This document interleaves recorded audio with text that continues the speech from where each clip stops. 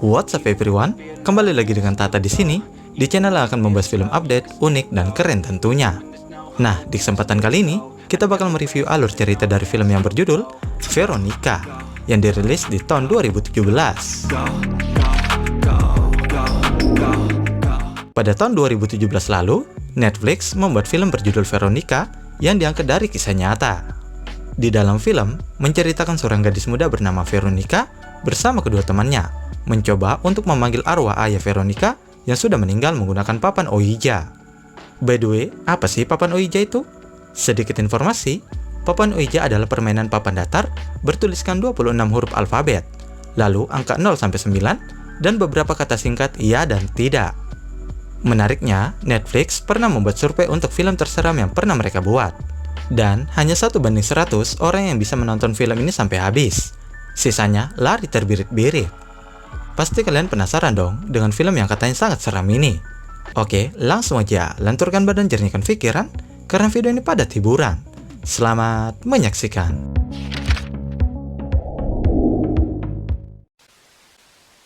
Film ini dimulai di Madrid pada 19 Juni 1991, tepatnya jam 1.35 dini hari.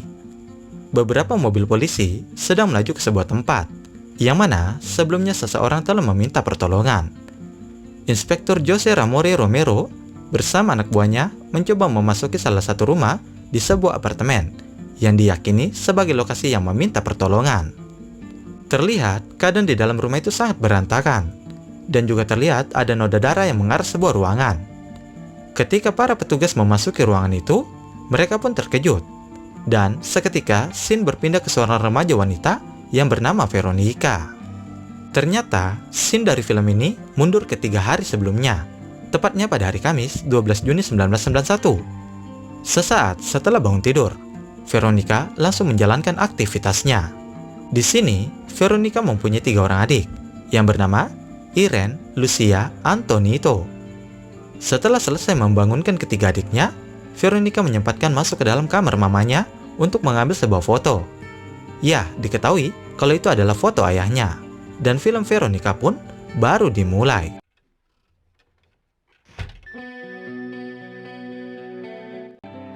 Film berlanjut dengan 4 saudara ini berangkat ke sekolah yang kebetulan mereka bersekolah di sekolah yang sama. Di dalam kelas, seorang guru mengajarkan tentang siklus gerhana matahari, karena diketahui kalau hari itu juga akan terjadi gerhana matahari. Saat sampai di mana, teman Veronica yang bernama Rosa melemparkan sebuah kertas. Nampaknya mereka sedang merencanakan sesuatu. Guru pun menghentikan jam pelajaran dan menyuruh semua murid untuk naik ke atas gedung untuk menyaksikan fenomena gerhana matahari itu.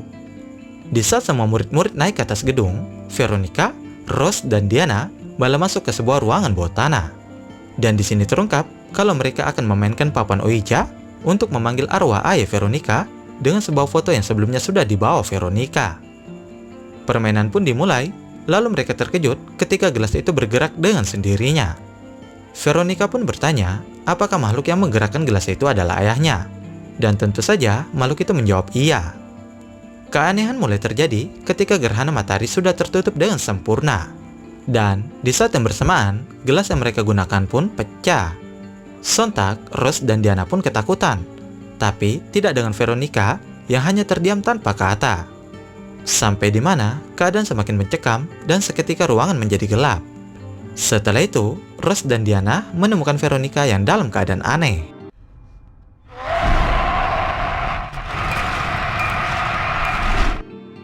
Veronica tersadar di ruang UKS sekolah.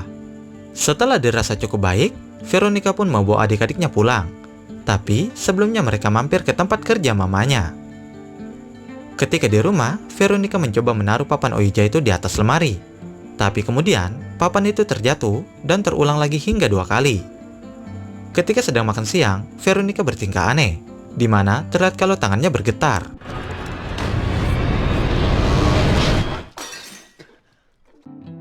Veronica berada di dalam toilet, dan dia terkejut ketika melihat bekas cakaran yang berada di pundaknya. Saat Veronica sedang memandikan Antonito, Veronica sempat kesal karena mendengar suara berisik. Di sini Veronica mengira kalau suara itu disebabkan Lucia dan Irene yang sedang bermain, tapi ternyata bukan. Veronica yang penasaran dengan suara itu, mencoba melihat sumber suara itu yang berada di kamarnya. Lalu kemudian,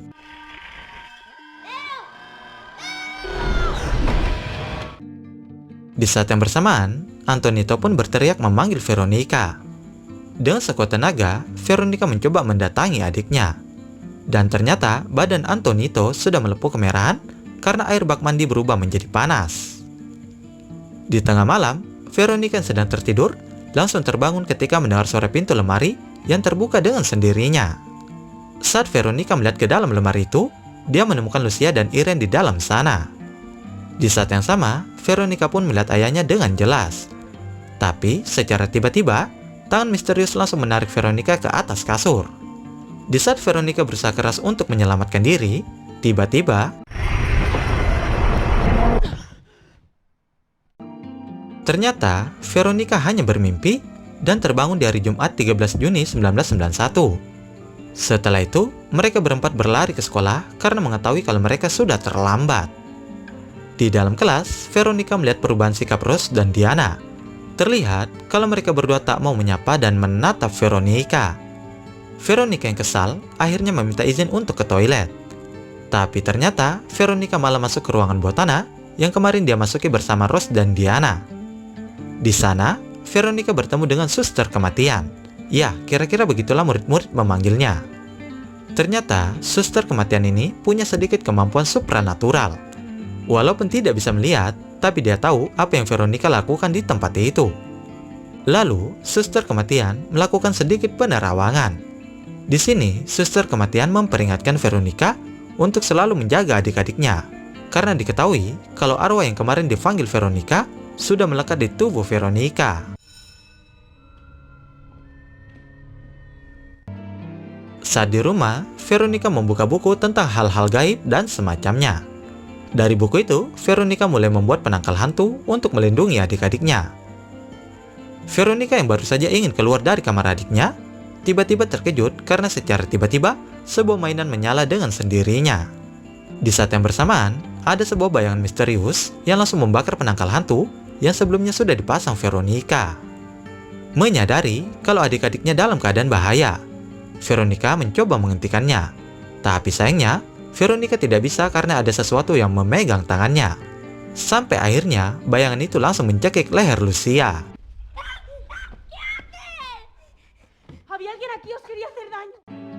Setelah itu, Veronica melihat lagi sebuah bayangan dari luar rumah. Dengan sebuah salib di tangannya, Veronica memberanikan diri untuk menyerang bayangan itu. Tapi ternyata itu bukan hantu, melainkan mamanya yang baru saja pulang bekerja. Di sini Veronica mencoba menceritakan kejadian mistis yang beberapa hari terakhir dia rasakan. Tentu saja, mamanya Veronica tidak percaya dan menganggap kalau Veronica terlalu banyak menonton film horor. Veronica yang sedang tidur dibangunkan oleh kedua adiknya, Lucia dan Irene. Tampak Veronica menjadi kesal karena diganggu kedua adiknya itu. Tak lama kemudian, Lucia dan Irene malah menggigit dan memakan tangan Veronica. Begitu juga dengan Antonito yang mencoba mencekik Veronica. Bahkan, ibu Veronica juga mencoba menyerangnya. Dan tiba-tiba,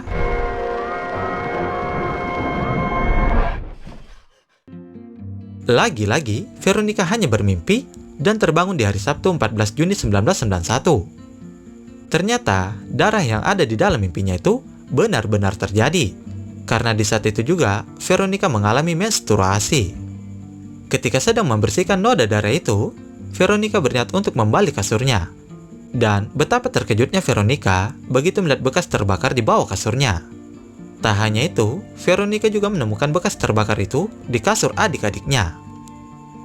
Setelah itu, Veronica menitipkan adik-adiknya bersama mamanya. Kemudian, Veronica membeli lagi papan Ouija hanya untuk membaca buku petunjuk dari permainan itu.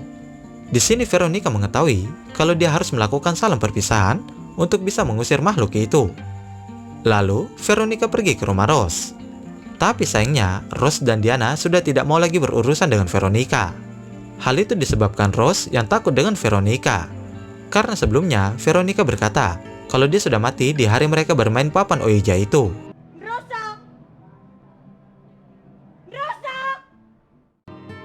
Veronica kembali ke tempat kerja mamanya.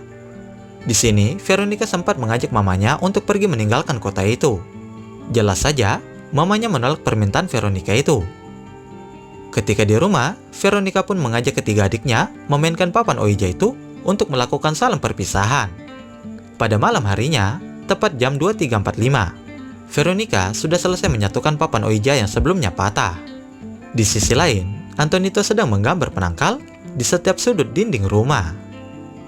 Singkat cerita, mereka mulai memainkan permainan itu. Tak menunggu lama, Veronica langsung mengucapkan salam perpisahan dan meminta hantu itu untuk pergi dari rumahnya. Tak lama kemudian, suasana menjadi menakutkan. Karena secara tiba-tiba, papan itu kembali retak dengan sendirinya. Bahkan, gelas yang sebelumnya mereka gunakan berguling sendiri dan mengarah ke sebuah kamar. Seolah-olah memerintahkan Veronica untuk masuk ke dalam sana. Di dalam kamar itu, Veronica melihat kembali kasur tersebut dan tiba-tiba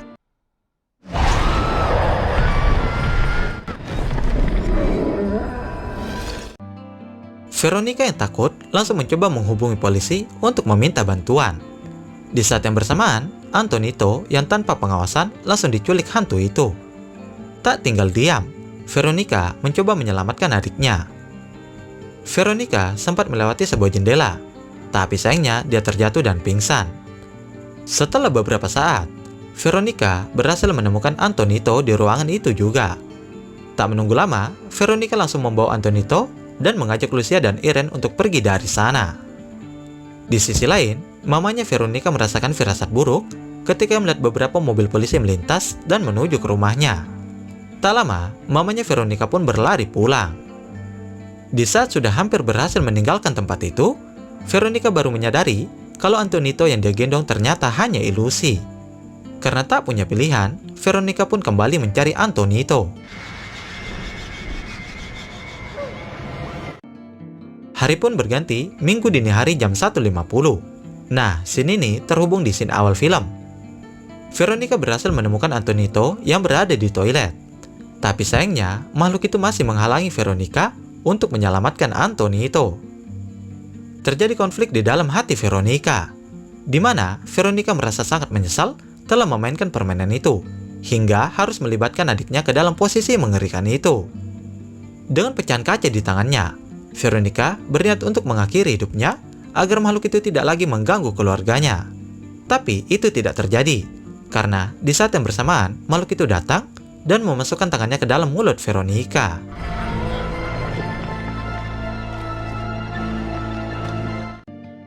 Tak lama berselang, inspektur pun datang. Dan di saat itu juga, Veronica langsung pingsan. Setelah itu, Veronica pun dibawa oleh petugas medis. Di sisi lain, inspektur melihat foto Veronica. Dan secara tiba-tiba, foto itu pun terbakar. Di saat yang bersamaan, inspektur mendapatkan informasi kalau Veronica sudah tidak ada alias sudah meninggal. Film pun ditutup dengan memperlihatkan foto-foto kejadian nyata di rumah Veronica. Tak hanya itu, ada sebuah informasi yang mengatakan kalau para polisi yang menyelidiki kasus itu mengalami mual dan sakit selama 2 minggu. Bahkan, 1 bulan setelah kejadian itu, Inspektur Jose Ramore Romero minta dimutasi dan seketika film pun selesai.